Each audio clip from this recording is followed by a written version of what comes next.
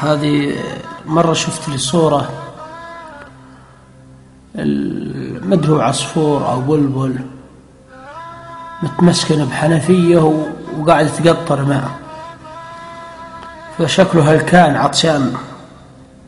فكتبت أبيات على العصفور أنه مثل ما تقول صاحبي، فأقول حنا لنا يا طير من حضرتك شيء، كرهك الجدران القفص والمذلة، وإذا أنت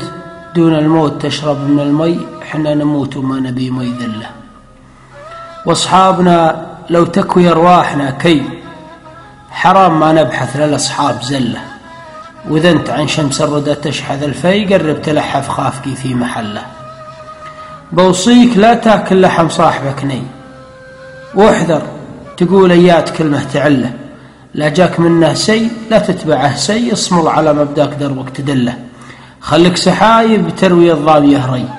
وطيبك على الزلات سيف تسله، اللي يبي الطولات الطيب كالضي، الطيب مثل النور كل يدله، انزل تواضع للبشر انطوي طي، تصل مواصيل بشر ما وصل له، لا تسمع الشمات وش قال لك فيه،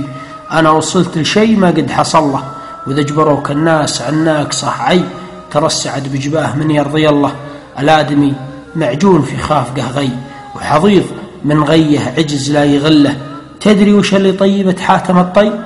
قولت هلا وكرام من هو صلى. سلامتكم. عادل الشاهين.